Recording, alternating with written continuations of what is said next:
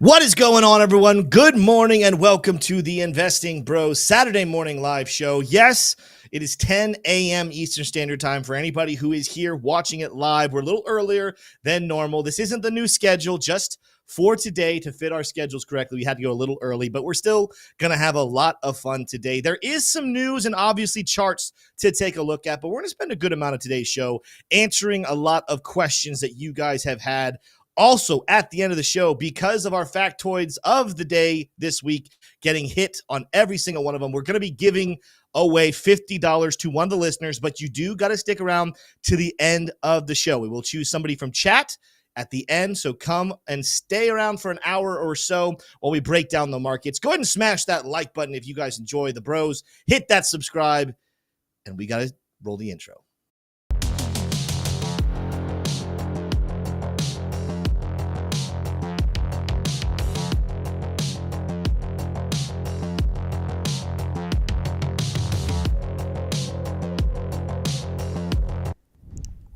That was a weird transition I had right there. I don't know what that was. T-Shirt, my man, how you doing this morning? Oh, Tim, I am better than I deserve, my man. I'm doing great. Good. I've got my mom staying with me this weekend, so we're having a ton of fun. We're about to go to the Kennedy Space Center here in the Space Coast. Yeah, going to go look at how the rockets are made, how they're propelled into space. Tim, I am through the roof. I'm almost to the moon with excitement to go to the Kennedy Space Center. How are you doing this morning, my man? I see what you did there. I'm doing good. Woke up, got to spend some time with the fam, and now we're gonna do a show here, and we got college football this afternoon. So always a good time of year in the fall. It is my favorite time of the year. Let's jump in here, T-Stream. Let's take a look at how the markets are moving this morning. We got some big movers still here over the last 24 hours. A lot of green here today. Biggest mover of the top 100. It's looking like Aptos, 13.7%.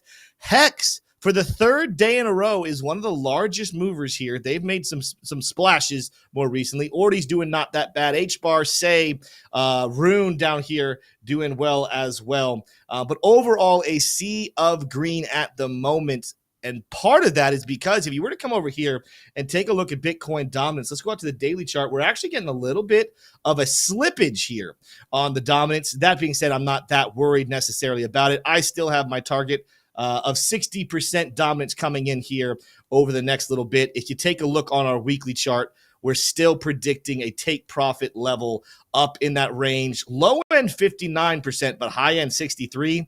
I'm not saying we're going to stop at 60% right on the dime for Bitcoin dominance, but I think it's going to go a little bit over that and stay kind of close to 60%. But altcoins absolutely having themselves a nice little gaining party on Bitcoin. Speaking of Bitcoin, let's come in here and let's take a really quick look at what's happening over the last little bit. Now, you guys have been watching the channel this week. It's been a roller coaster of a week. There still is a lot of reason potentially for Bitcoin to be slipping to the downside. But right now, what I want to bring to your attention, if you pull up the Luxalgo indicator, this was actually brought to my attention by our trading group this week. This is actually a part of the Luxalgo tool that I have never used before until this week. But if you go to my screen here, T-Shroom, and you scroll to the bottom here, it's going to be hard to see. Maybe I can zoom in. Nope, I don't think that's how it works. I don't think it's going to. There we go. All right. You guys see this box right here? This lower level right here is a squeeze predictor.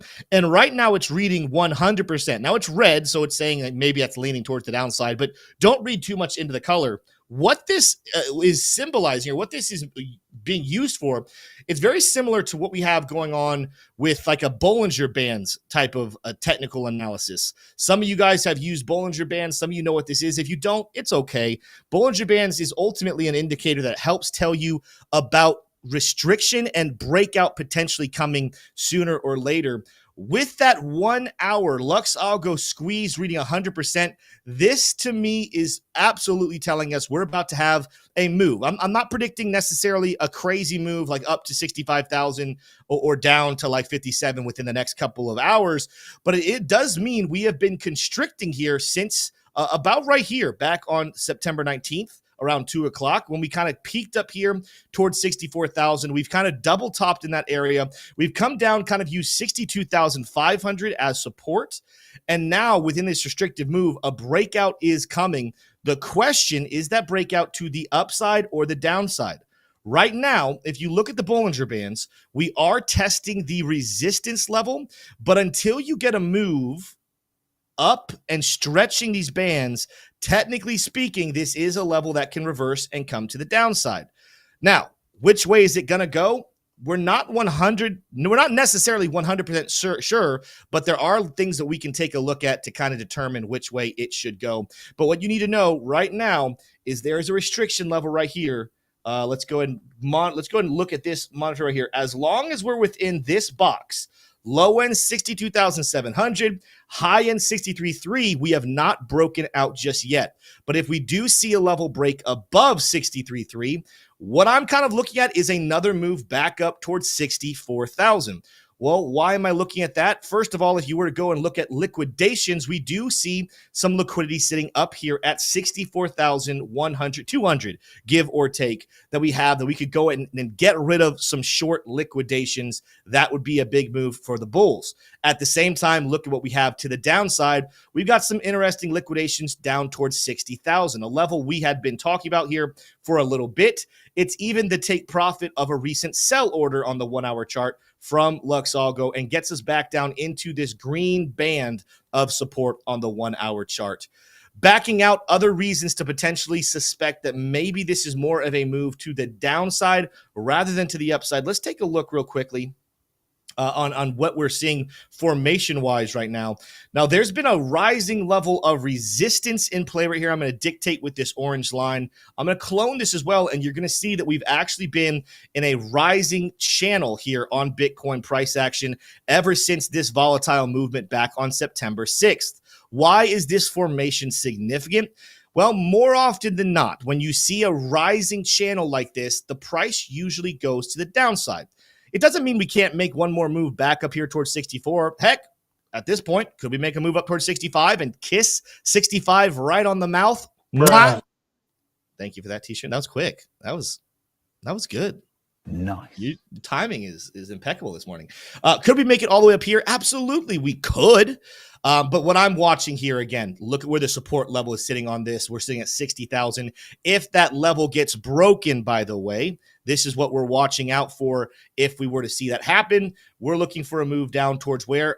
$56,000. These are levels that we have talked about a whole lot here on the channel more recently. Ultimately, what are we supposed to do right now? Well, it's time to sit and wait. It's time to watch this zone right here, as we just mentioned. Can we break above 63.3? Can we break below 62.7? All of our traders out there, this is a sit and wait and watch how the markets move and then make your decision based off of it. If you do break above, again, I'm looking here at a long up towards 64,200. If we break below, it's more aggressive, but probably a move down towards 60,500 for Bitcoin prices. We're going to come back and do some more technical analysis later, but I wanted to give you guys that short-term update for Bitcoin.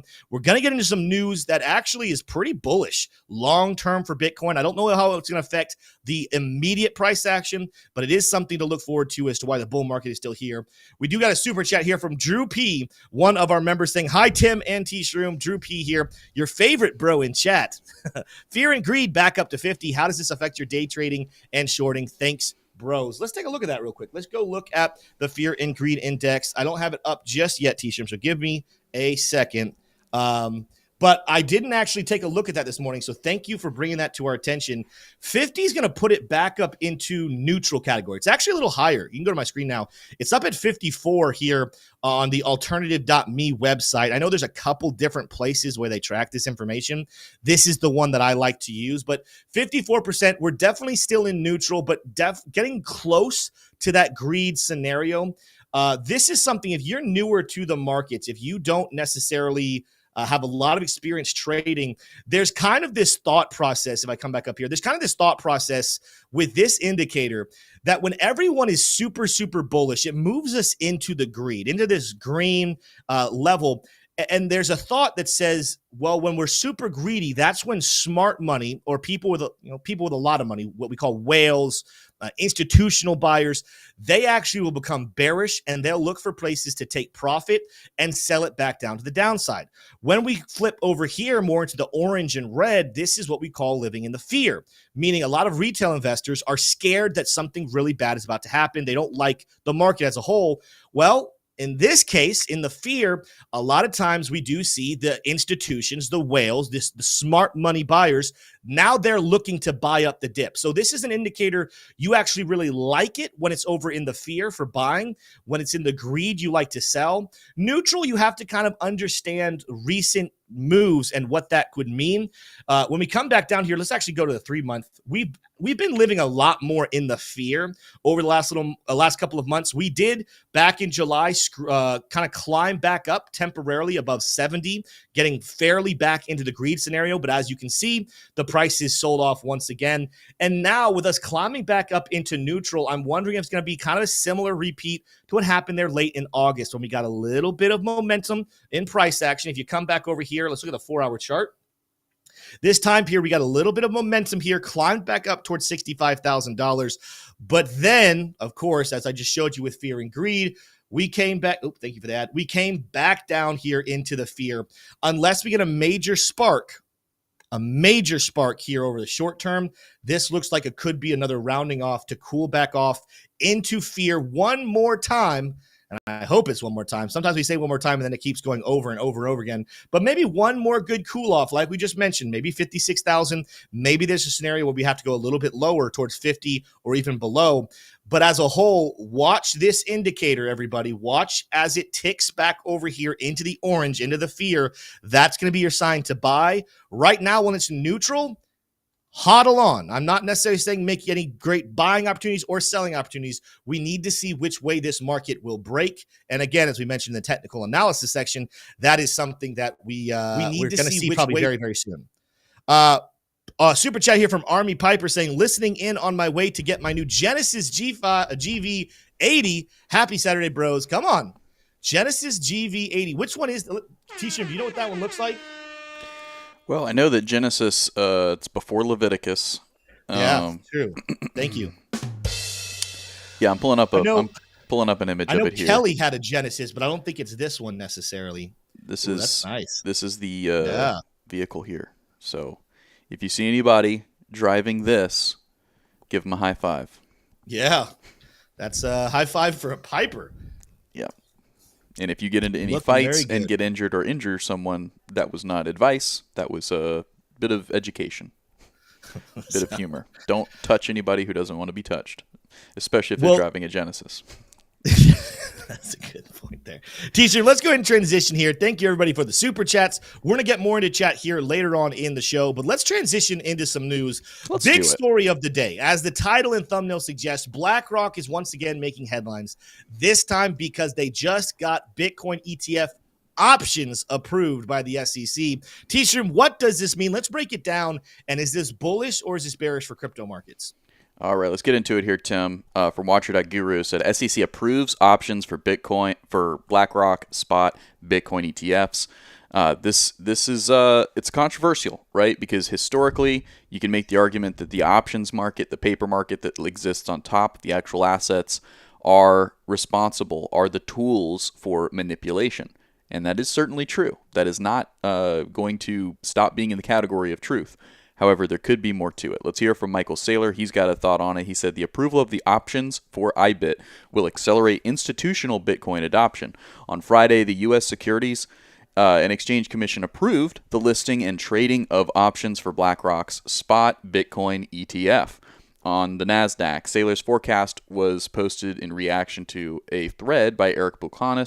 However, Buchanan stressed that this will be followed by other regulatory decisions and the actual listing will take more time. So, adding some complications there. But the overall take from Saylor, who is extremely exposed to Bitcoin, I think, he and his company are in the top 10 holders of Bitcoin globally in the world.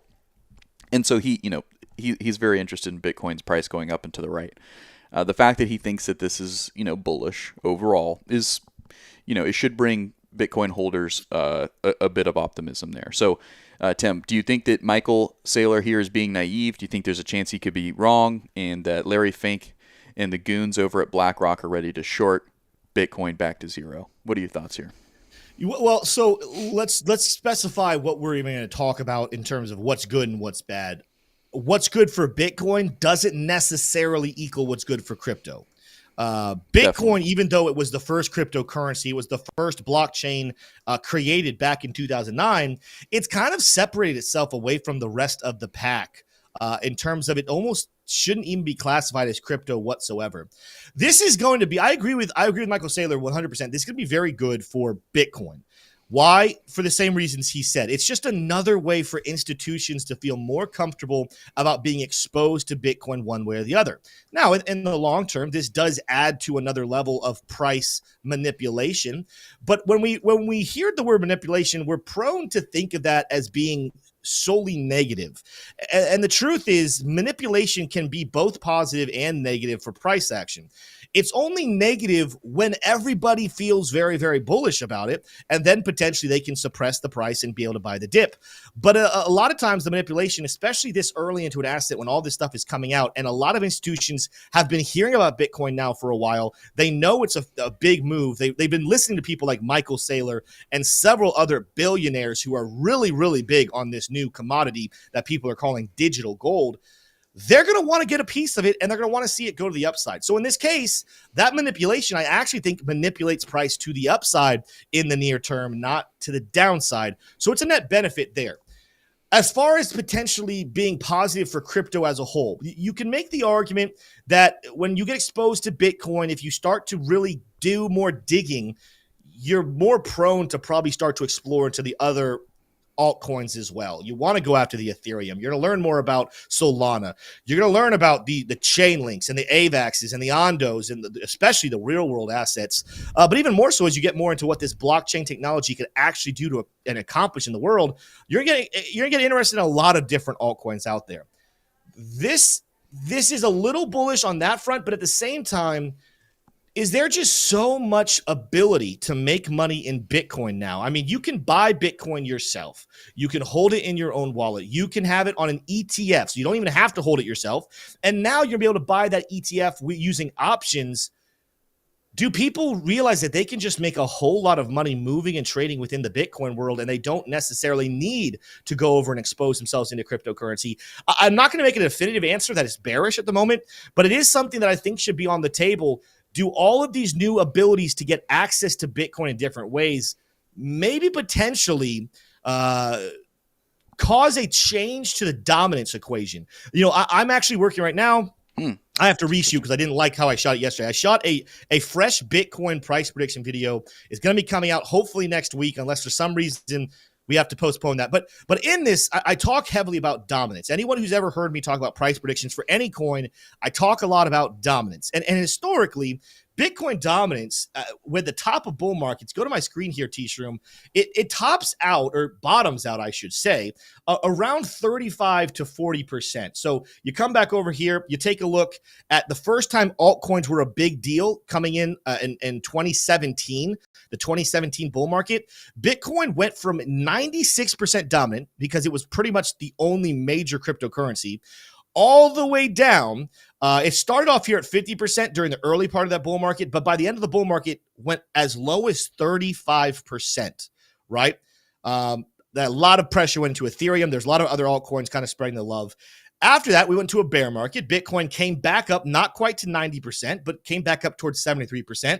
And then the bull market of 2021, we came back down and kind of rode 40% the entire top of the bull market between May of 2021 all the way into that November top. Well, what's my point here is that Bitcoin traditionally probably wants to make its way back down into these levels. This is part of my predictions that I'm going to be giving you guys, is that whatever the market cap of crypto is going to be, more than likely Bitcoin will be sitting somewhere here between 40 to 35% dominance of the entire crypto price action. I say all that to go back to my original point. Is this good for crypto? Could this potentially, T-Shroom, prop up that Bitcoin dominance? Does Bitcoin maybe stay at 45% this year? Do we see a trend where Bitcoin in the short term actually gets stronger and stronger and stronger in the bull markets? Eventually, I do believe it cuts back and it goes to lower levels. I think eventually we'll probably see bull market tops where it's only keeping 20% dominance. But for this market, I still think 35-40% is reasonable, but moves like this could change that, giving Bitcoin a little more dominance, propping up the price of Bitcoin. But then that means there's less money in the crypto space for the other altcoins. So some of those altcoins that we think that could get a lot higher, well, maybe they don't get the same dominance they've gotten in past bull markets. They don't get the same respect they've gotten before. And so therefore their prices are a little lower. That's what I'm kind of mindful of right now, T-Shroom. And I'm going to be kind of monitoring this as I'm making all of our price predictions, thinking about this piece of information as we make those predictions, because a lot of people are probably going to use those videos. Yep. Even though we're not financial advisors, we tell people continue to do your own research. These are speculative videos. A lot of people will watch these videos and just say, all right, Tim thinks we're going here, therefore I'm going to put that as my top of the bull market. I want to make sure you guys understand it is a volatile market. Things are changing and moving all the time. We're doing the best we can to give you guys an idea of what the future looks like, but you always got to be ready to move and to change your mind and update your predictions. Yeah, you might we might be going too long on this, but this is the biggest news right now in crypto is the options being approved for IBIT. So there's a couple of different ways that I'm thinking about this. I think you came at it from some interesting angles. I want to just let your opinions just sit there. I'm gonna pose a couple of different thoughts here. First of all, the people that are trading Bitcoin on a daily basis are not necessarily the same types of people that are trading gold and trading U.S. equities. There's a lot of overlap for sure.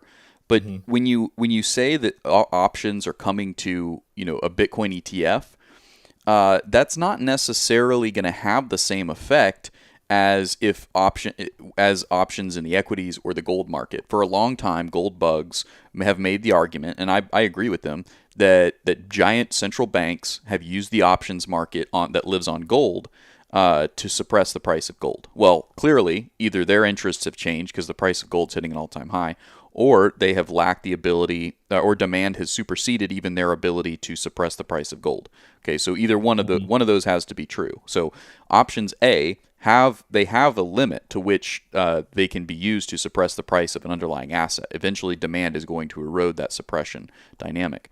So there's that. The second thing that I would say is, well, these Bitcoin traders, these whales, do they really think the same way as Wall Street traders? Maybe, right? But I would make the argument no. A lot of Wall Street traders are just going with the flow of what U.S. equities are doing, what the S&P, what the NASDAQ is doing.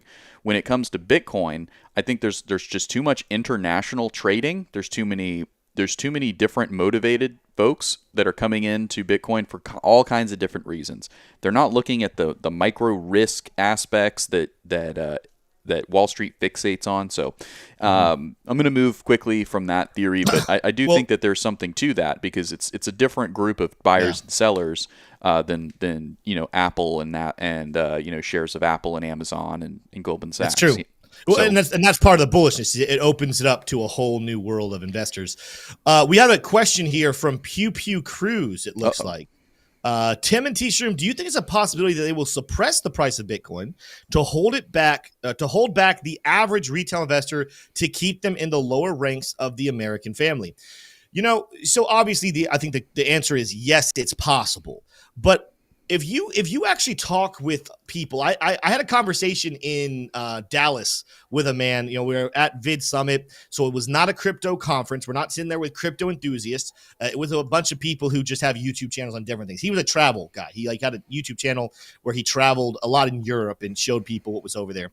But I was having a conversation with him, and he pretty much was like, he laughed when he heard what our channel was, and he kind of was giving Bitcoin and crypto a hard time, and then telling stories about how he had a lot of friends who invested in cryptocurrency back in 2021 and lost a lot of money. He wasn't even aware that Bitcoin had hit a new all-time high. That wasn't necessarily a major headline to the populace. What was a major headline to the populace that most people in the United States are aware of is that in 2021, Bitcoin was super high, up in the 60,000s, and then a bunch of scams and problems happened. You had Celsius go down, costing people millions of dollars. You had FTX, which was supposed to be the darling child of the future, the institutional adopter's dream into the crypto space, and it turns out they were one major fraud. The major thought from Americans, because I can't speak for other people, but average day Americans was Crypto is a scam. You cannot convince me otherwise. What will change their mind is when price gets to astronomical levels. I think 100K. I think when the average American hears that Bitcoin's at 100K, they will flip their tune and they'll say, we might have made a mistake here. We might need to look to get in on this. But that being said, despite the fact that we are still sitting not that far from the highs of 2021, we are sitting at $63,000, ladies and gentlemen, $6,000 lower, less than 20% lower than where we were at the top of 2021. People still are scared of Bitcoin. This works to the institutional government's whale's advantage because they can buy all of this pressure and move to the upside. And they're not worried about retail investors being too bullish right now. The only people that are bullish on cryptocurrency are mostly long-term holders. I'm not saying there's zero new investors in the space, but if you were to look at it, the majority of people that are bullish on cryptocurrency are long-term holders. So there's not a lot of retailers to manipulate. A lot of us are going to stick our feet in the sand. We're going to refuse to budge. Even if price goes down to 50,000 or lower, we're not going to sell. And I think that they know this. So the only room for manipulation is to keep people thinking that crypto is so speculative, keep people thinking that Bitcoin might be a part of a scam network, and then they can pump the price up over $100,000, and then they get the gullible, brand new retail investors who are changing their tunes to come in and start buying some tops. That's their strategy. So while you're right that they could manipulate it, I'm going to make the argument there's not a lot of room for manipulation to the downside right now in price action because there's not a lot of dumb retail investors in the space. The manipulation is actually to discourage newcomers from coming in and let them pump the prices before that happens. Yep. Let's see. We got more super chats in here, T-Shroom. We got a lot of questions and answers to do today. Sanjar. Oh, this is the fun section of the show where Tim butchers names. That's Sanjar Jumanayozov. Good. Morning, bros. I got two questions. How bad does the recent yield curve inversion affect the Bitcoin price? Which ETF do you think will be approved next? Thank you. T-Shirt, what do you think about that first one? That seems more up your category of understanding. How bad do you think this recent yield inversion is right now? Do you think it has an impact? Do you think it's major? So look, I think that we're entering a phase with central bank interest rates and the bond market dynamics where things might start to make a lot less sense. The yield curve has been inverted for a long time. It's become less inverted, right? It's become uninverted, and historically that's bullish, right? Now, but I would say there's not a lot of crypto investors that are sitting there like glued to the inversion curve, right? So keep that in mind. That is not necessarily a top of mind indicator. To the extent that that's going to affect and stimulate a risk off sentiment in the equities market, I think that's going to be the part that is going to influence crypto the most, if it does at all.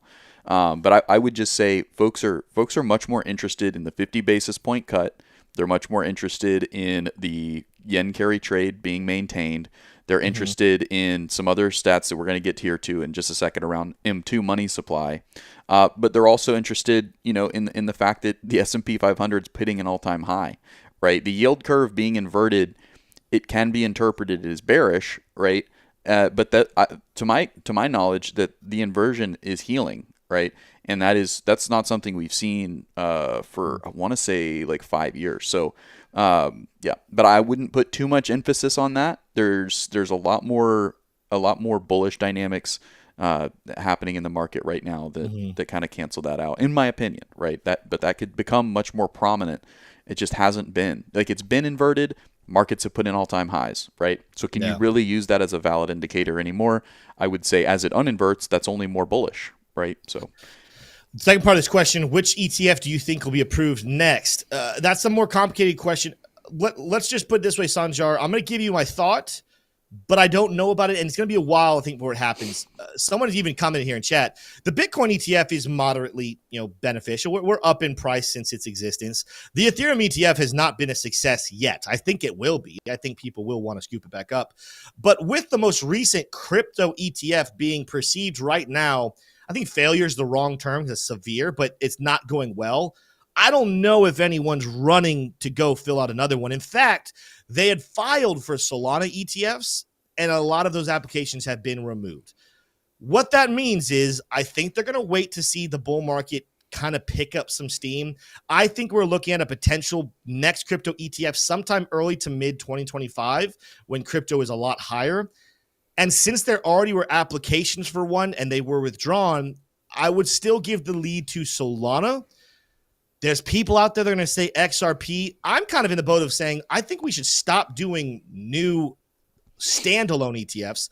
I'm looking forward to the baskets that will come out. The basket you can buy that split up 25% Solana, 25% AVAX, 25% Chainlink, 25% Cardano. I mean, I'm just making this stuff up here. But instead of having one cryptocurrency, ETFs that actually give you exposure to several. That's what I think is going to be a future part of the crypto ETFs. We'll have to wait and see on that one, though. Good question. We have a lot more here. Eric Wallen, we're trying to go through these and get back into some stories, but these are good questions on the topic. Eric Wallen said, BlackRock makes money off of expense ratios or fees. They benefit when Bitcoin's price goes up. They get more fees. I think that's a good point. I mean, they can benefit both ways, but yes, when price is low and no one's buying, they don't benefit from that. They want, right now, price is getting stuck. They want price to go back up, people to buy in more. They'll make fees off of that. You're 100% correct. Floor Labor coming in here with some negativity. It's all right, though. It's good to be skeptical and to be concerned. But he says in all caps, so he's very passionate about this as well. Bitcoin ETF was a way of controlling price. It was a big trap. Ethereum price didn't move since. These institutions is buying just to let the price crash. At the same time, once it gets above 67,000, they will sell. Maybe. I think if we get to 67,000, we're breaking a lot of resistance, and I think we're starting to make some new higher highs again. But I understand why you feel that way, and that's what we've watched happen for the last couple of months. We've watched every single time we seem to gain any type of bullish momentum, doesn't ever set a higher high, but we start to get closer towards setting a higher high, and then once again we get bonked on the head, price shoots back down to a new low.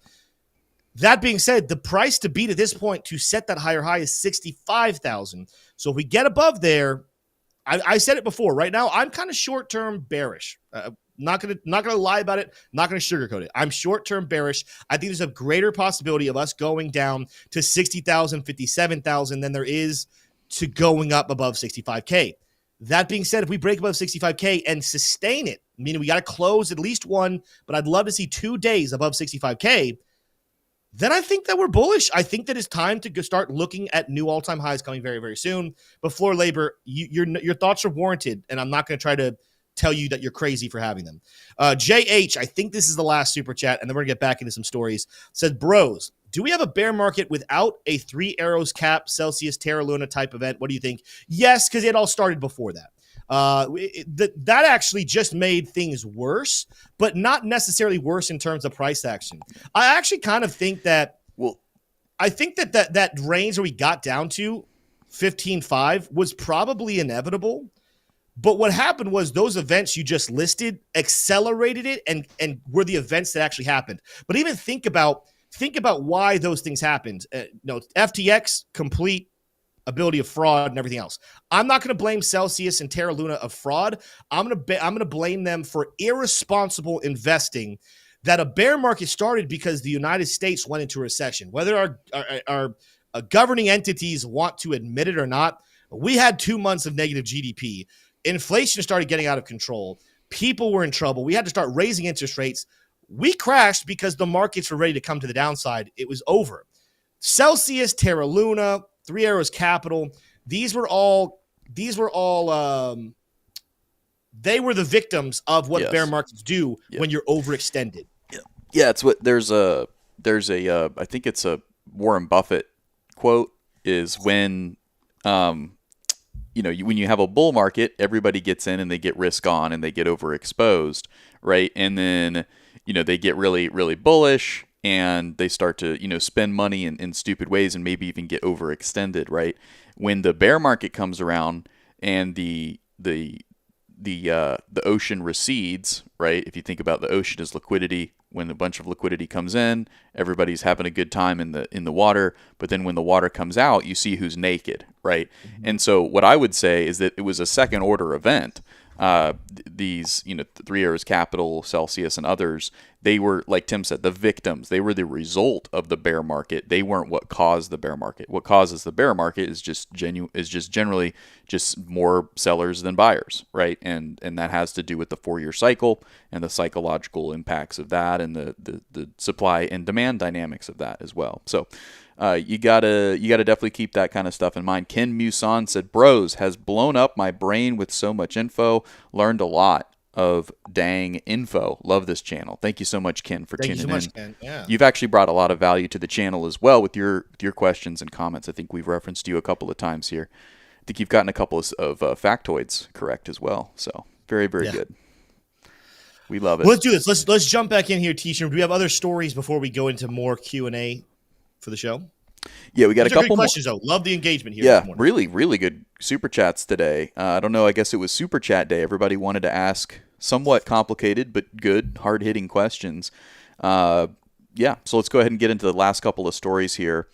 SEC approving the BlackRock spot ETF options. We've got that one already. This one was pretty interesting. Global M2 hit an all-time high. Historically, Bitcoin price follows to the upside. So if you want to, we're not going to break it down right here, but M2, just think money, right? Money. It's the amount of money, the amount of liquidity out in the market that is not invested. It's just cash, right? So that's all floating out there. It's kind of like when USDC or USDT, when stable coins are hitting highs, you can anticipate at some point that that's going to all rotate into the risk, into the actual crypto market itself, not just going to stay in stable. So you can think of that in the same way here. As M2 grows, right? Yes, you can interpret that one way as money is selling out of equities, but obviously it's still hitting all-time highs. So at some point, that money is going to rotate back into risk, and that is going to send asset prices on the crypto and the equity side just that much more higher. And it doesn't stop there. Here we go. This one's a little more speculative here, so don't put your money, don't bet on this. But this is something that I came across this morning. This is kind of interesting. Goldman Sachs corporate blackout window ends on October 25th. So the blackout is ending soon, right? 55% of corporates are in their closed periods currently. U.S. corporations have been the largest buyers of equity market in 2024. We expect their demand to drop by 35% during the closed window. So this means that 35% of buyers, or 35% of dollars, is sitting on the sidelines currently and will be deployed on October 25th. Right now, the reason I say don't take too big of stock in this, don't put too much weight on this as a trader or an investor, is we don't like this is the first that I'm seeing and hearing of this. Right, it's possibly true. I don't know much about corporate blackout windows, right? But it is being retweeted by Zero Hedge, which usually is a pretty reliable source. So this is just another bullish tick to add to your bucket there to say, hey, look, there's brighter skies ahead. The grass is greener on the other side of September. So another good bullish thing here to think about, to dwell on, and to do some more research on. I'm definitely going to be looking more into the corporate blackout windows. But it makes sense, Tim, that if I'm a corporate finance department, I want to say, hey, look, it's so easy for my juniors to come in and get all bullish,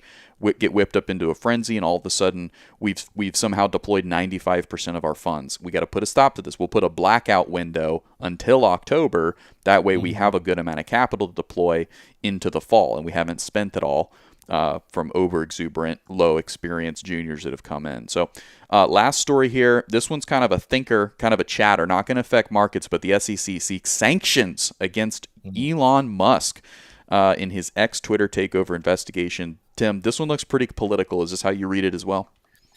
Yeah, there's a lot of things I actually saw on this. People speculating. Of course, in recent days, I don't remember if we reported it here on the channel or not. You saw that article that Mark Cuban expressed interest in buying X, and it was just such a crazy, out of left field. It was like, what makes you think that Elon Musk would sell you X? Well, after hearing this, I'm not saying that anything bad's going to happen and Elon's going to be forced to give it up. But after this, it kind of makes you wonder, and put on a tinfoil hat here. What does Mark Cuban know? What contacts does he have? Did he know this was going to happen? And what else does he know that makes him think that X is about to be for sale? Now, I believe that, T-Shroom, you kind of mentioned this before. Elon has a very intriguing position when it comes to the U.S. government. Yes, I know Brazil just outlawed X. I think European countries are probably not far away. Elon Musk's level of relationship with the U.S. government when it comes to satellites and different things. The question, who controls who? You know, he can't tell the government what to do with everything, but he definitely has a level of control over the U.S. government, because if they piss him off and he says, fine, I'm taking my toys and I'm going home, that's pretty detrimental for the United States government. T-shirt, I know that's more of something you've chewed on. You want to go into that? Like, what are your thoughts there? Do you think who do you think has more control in that power dynamic, the U.S. government or Elon Musk? I think the U.S. government far and away has much more control. But I do think that if, you know, out of all the individuals in the world, Elon Musk certainly has the most leverage. You know, I think, you know, he's up there with Donald Trump and against, you know, the anti-establishment. I wouldn't even think about it as the U.S. government versus the people, right? I think the U.S. government is just a tool, right? It's the people that are inside controlling it. I think that there's people inside the U.S. government right now that wish harm to Elon Musk. And it kind of makes sense, right? We're in an election year. Elon Musk is coming out very squarely behind one of the candidates, right? So it kind of makes sense that they're levying attacks on him. The question is, will these attacks go anywhere, or with like the cases that were brought against Donald Trump, will they kind of just fizzle out and end up being nothing burgers in the end? A controversial statement, I'm sure, for some people. But that was my other thought. This is going to go. If it gets out of control, we'll go to the Supreme Court. I don't think that right now that if this goes to the Supreme Court, that goes against Elon Musk whatsoever. Right. Well, with the current Supreme Court, certainly, yeah. This is one that folks will continue to debate. This is history. This is history before our eyes. You know, these are headlines that come across our screen, and we're like, interesting. But we are literally fighting for free speech right now. We're fighting for the First Amendment to remain intact and not just be words on parchment, right? This is very, very important. If you're watching from outside the United States, you may not value freedom of speech for a variety of reasons. Here in the United States and in a lot of Western countries, freedom of speech we understand to be imperative, to be very, very important. Without freedom of speech, we would more than likely not have free financial markets where you can enter and exit trades as you wish. We've seen exchanges within the last couple of years restrict those freedoms, right?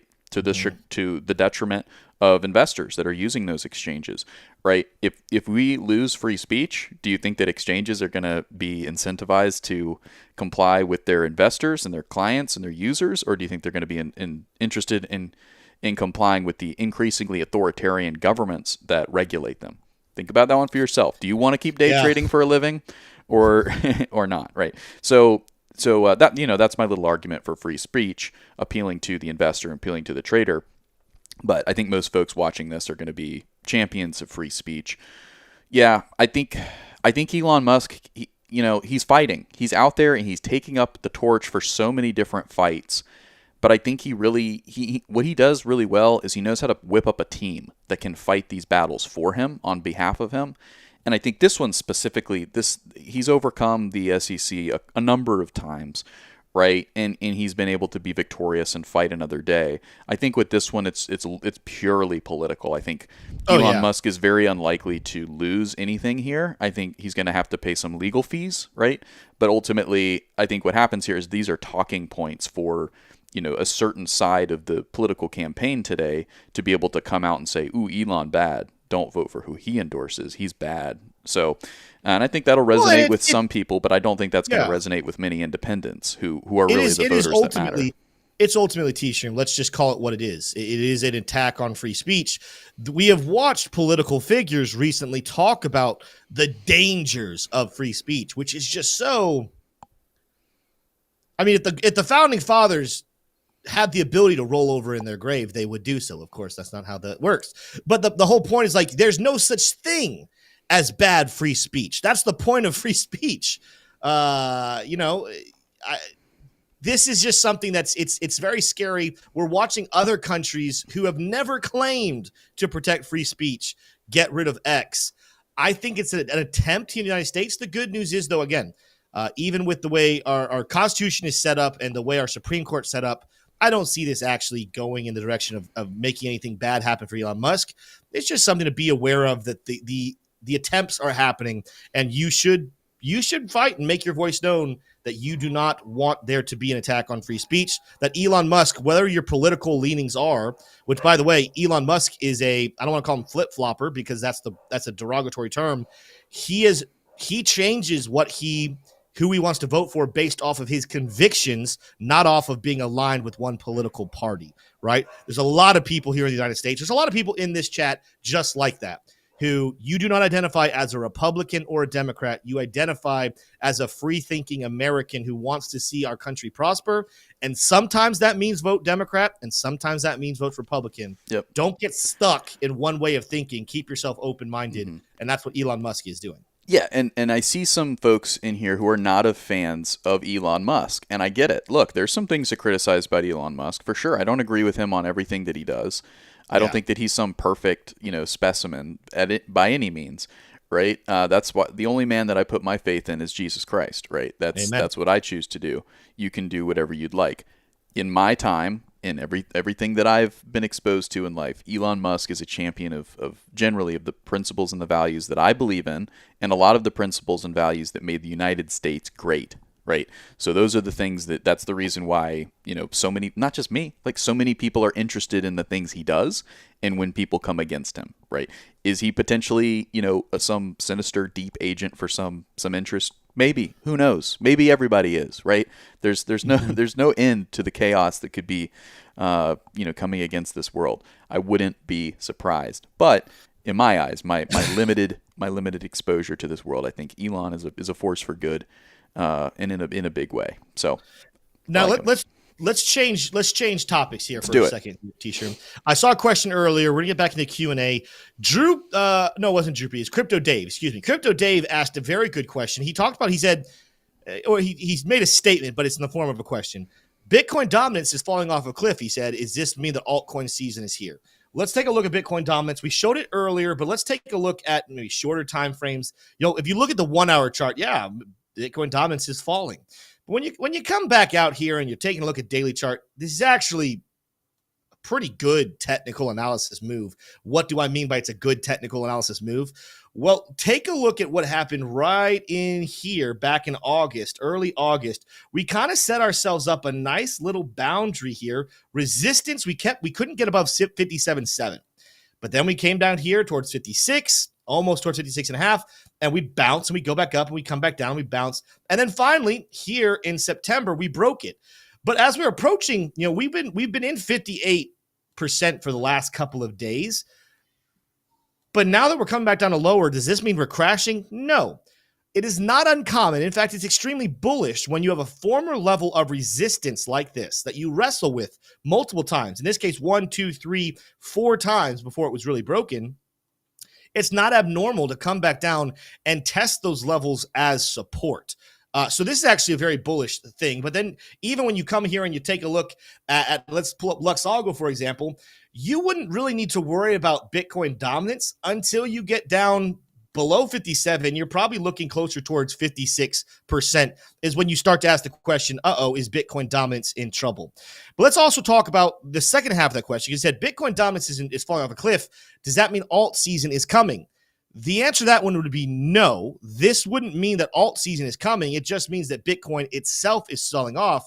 But traditionally, just, Bitcoin dominance falling off a cliff or alt season happens right after a major Bitcoin pump.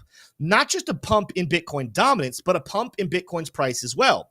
And I'm not talking about just a casual pump. I'm talking about new all-time highs. Everyone is euphoric. Everyone loves Bitcoin, but it's time to roll some of that profit from that high Bitcoin price into other altcoins. For example, let's go take a look on Bitcoin dominance here. You're going to look at the last 2 alt seasons happening. Look right here, January of 2021. All right, so remember that date, January of 2021.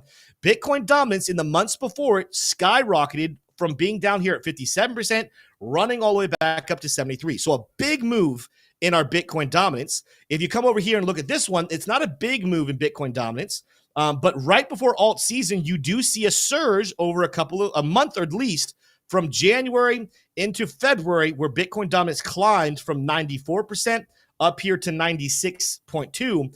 and then it falls off a cliff. Let's look at the date here, February of 2017. All right, the end of February 2017. So January 2021 and February 2017.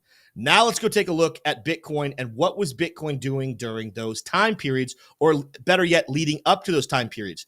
January of 2021, take a look at what Bitcoin's price looked like in the couple of months before that alt season started. And then you'll notice as alts climbed, Bitcoin would go on a little fall from January to the end into February before it would resume a rally. It was a little cool off period for Bitcoin. Like I said, massive rally for Bitcoin. Sell, take your profits, move it into altcoins. So altcoins start climbing like crazy. Bitcoin falls 30% and then resumes its bull market later. Go back to February of 2017. Let's take a look what February of 17 looked like. Right in here at the end of February. There you go. End of February right there. So March area. Bitcoin price was moving to the upside. I don't think it was quite back at all-time high just yet, but it was getting very close. Take a look what happened in that time period when Bitcoin dominance fell. Bitcoin's price fell as well while the altcoins went up. But either way, what we're looking at is a major surge in Bitcoin price action, levels we have not seen in a while, even if it's not former all-time highs, levels that you have not seen in a while, or levels that you have not seen anytime recently. New highs happen, and then Bitcoin sells off, altcoins start to pump. That's what true altcoin season looks like. Right now, that is not what we have going on here for Bitcoin. If Bitcoin sells off here, that would be more of like a bear market move and move back down to the downside. Alt season is going to wait for Bitcoin to surge. But just, that's another reason why I don't think we're in a bear market. I know some people still think we are.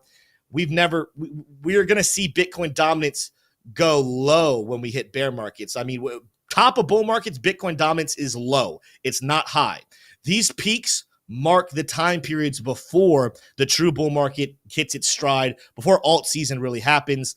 This is not something that marks to me the bearishness of being a bear market. This does not mark for me alt season either. This is a chart that is having a small cool off, back turning former resistance into support. It's going to climb once again.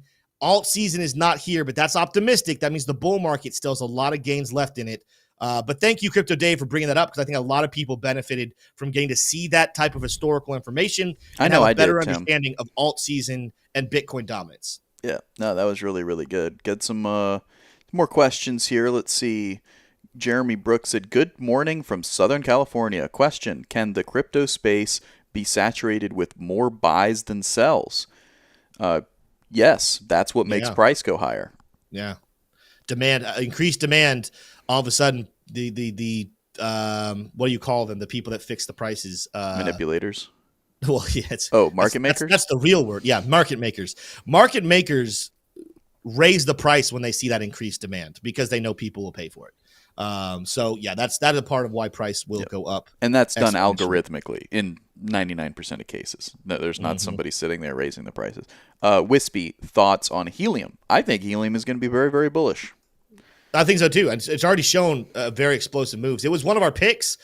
We talked about how explosive it was here a month ago, and it ended up having a great month. Let me check on its price action here. It's been a minute since we looked at it. Yep, I have it actually as one of my ones to follow. Yeah, I don't think that we weren't necessarily big on it and saying everyone should go buy back in July of 2024, but we did come here in August and September. We said here mid-August or so, we talked about how this was going to increase. Great rally since then. At the moment, there's one thing I want to be aware of. I want to see how this one ends up breaking out. There is for sure, and I'm going to come back here just to show the trend of it. There is for sure a rising level of a channel kind of in play at the moment. These can break to the downside. So be aware of the charts right now. I'm not going to predict a crash by any means, but I want to be aware that formation, the higher highs and higher lows in a channel formation, could we potentially get another one? Could we do like something like this and then bounce? Yes. But these do often break to the downside eventually. So just be very cautious of that whenever you see those rising channels. Not always. Like here's a good example right here. This is a descending channel easily. if I can grab the tool correctly, this is a descending channel right here. These traditionally break to the upside, and it ended up breaking to the downside. So could that be a flip of the bear market, and it has this upward trajectory, but it still pops to the upside? Yes. But just be wary of that. Let's take a look at what Lux Algo says about it. We bounced off that daily smart trail. You love to see that. We're not technically under a buy signal, but it looks like we're very, very close where we have the green reversal. We're lower on the oscillator than we've been since all the way back in June of 2024. So that's a good sign. And that money flow sideways, it could flip and go to the upside. So there's reasons right now to watch Helium and say this could flip bullish. But if we lose this orange line, now all of a sudden we are talking about moving down to this take profit, hitting that smart trail again around $5.50. So be mindful of that. But I'll tell you right now, if that happens, 550, I am bullish on on Helium's fundamentals. That is one that if you could buy more at 550 for this bull market, beautiful entry point to make a lot of money. Absolutely, Tim. We got a comment here from Ken, said, got my sister, my son, my nephews listening. I'm working for that bros commission. We love to see it. It's good stuff. Bros, I've got one more extremely bullish nugget for those of you who have watched through the rest of this video. But Tim, you were talking about Lux Algo there. Now, Lux Algo is our trading indicator that we've partnered with. We use it all the time. And Tim actually has created courses where you can learn how to use Lux Algo. To get access to it, you just come down here to the link in the video you're watching right now, and you have everything to gain and nothing to lose because you have a 30-day money-back guarantee if you don't like it. But right now, we do have a 20% special, 20% discount on the Lux Algo suite. You guys can go check that out. And when you sign up for Lux Algo using our link, you also get access to our VIP trading community on Discord. And if you want to check that out for free, you can check it out here on Discord, this Discord link for free. But Lux Algo is the amazing indicator that we love to use. It can help everybody from beginners to advanced traders. Tim, we're going to get into some bullishness here. We're going to get into the factoid of the day, and then we're going to wrap it up and put a bow on top. Bros, check this out.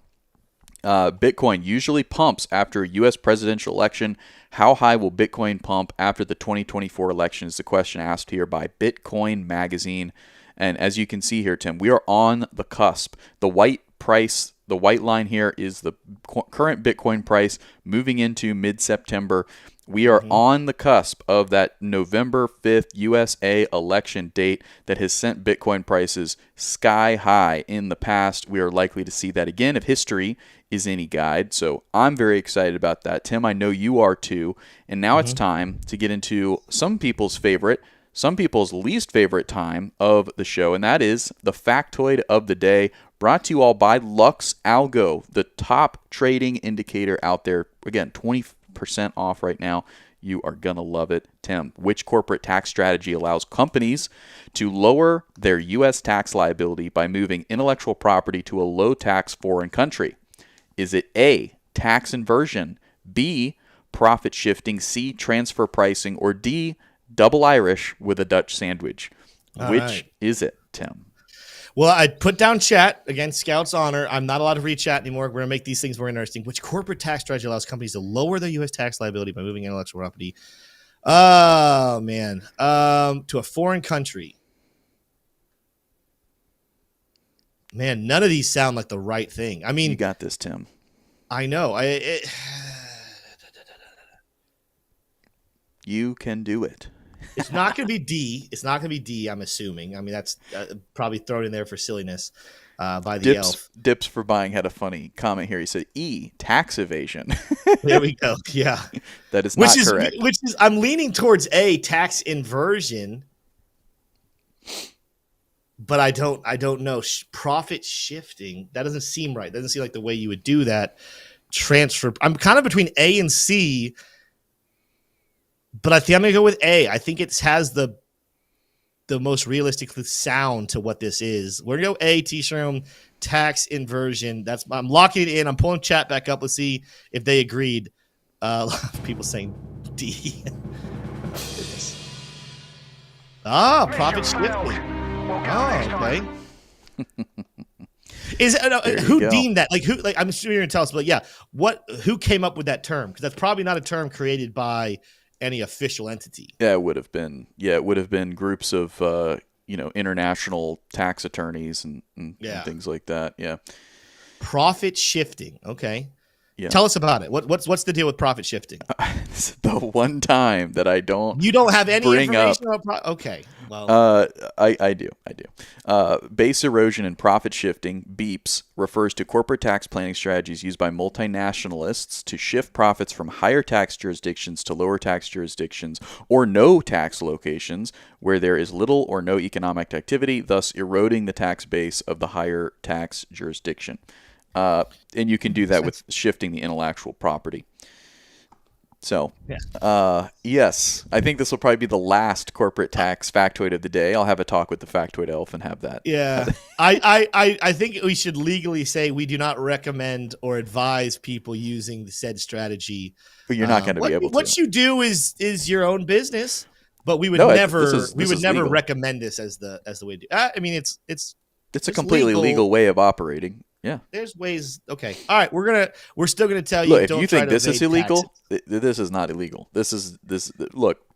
You're not a multinational corporation, so there are seems lawsuits unfamiliar. that happen every single year because of that kind of stuff, though. T-Shroom. That is stuff that if you have a good lawyer, whatever. Of course. But we also here's the other thing, T-Shroom. We also really should not be giving people tax advice whatsoever. Well, no, there's no tax advice being given. If anybody is interpreting this as tax advice, you're wrong. The reality is that it was Apple this last year is being brought into European Union courts because they've being accused that they're not paying the proper taxes there in the EU. But their whole claim is that no, they're paying a lot of the taxes in the United States and everything is up and above board. And they've had an agreement with Ireland, So, all these things are very, very interesting. Genuinely, I mean, you're not going to be able to attempt to do this because you don't have an incentive to do this if you're watching, right? But this is definitely not advice. It's a factoid, right? We're learning. And this is not an illegal approach at all. This is a completely legal approach. We'll transition away from this topic by saying hello to our local FBI listener. Yes. We pay our taxes and don't do anything to us. Before we wrap it up here, T-Shroom, we do have to do a $50 giveaway today because despite the fact that I missed today's factoid, it's my first one I've missed now in a little bit, but we still are going to give away to one of our listeners right now. We're going to give $50 away. And let's choose one name right here. I'll close my eyes and I'll scroll a little bit. We'll just play around with the mouse.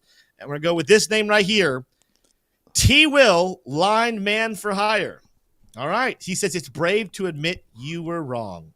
What a good quote. Right? Good thing right there. Yeah, T-Will, guess what? You have won today's $50 or this week's $50 giveaway for us getting factoids of the days right.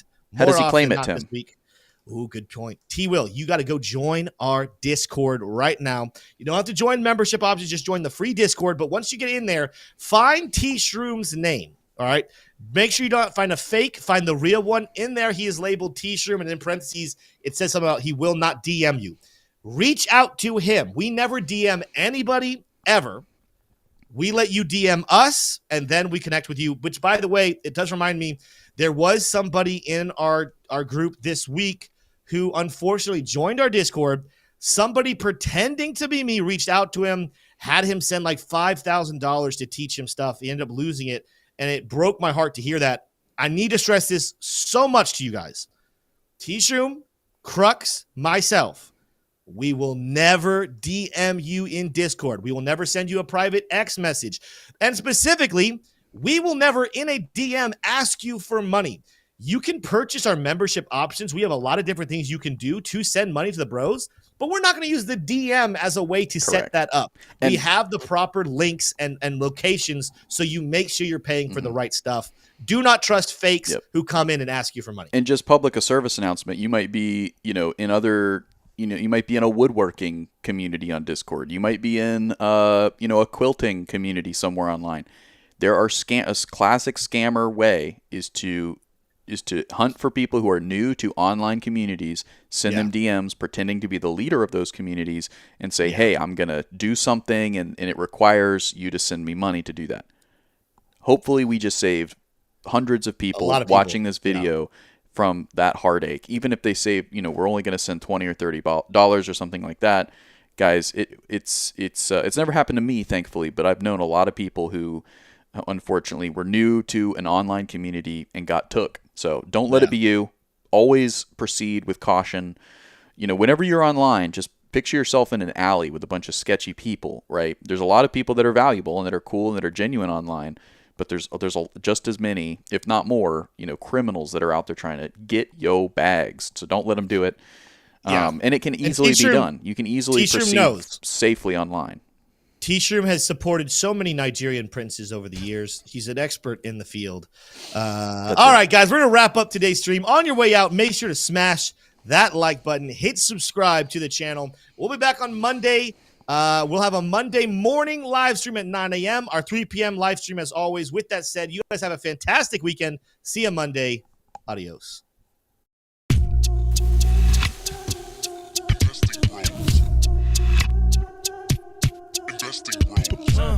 Trying to make paper, turn that better to cake. Money like Lego, connect the dots, stack bank. We are investing bros. We are investing bros. Army pipe, lethal on trade. Entries and exits, worthy of praise. Tim, the professor, the TA. Shout it out loud on the PA. T-Shroom's news got the word. Doing better than what he deserves.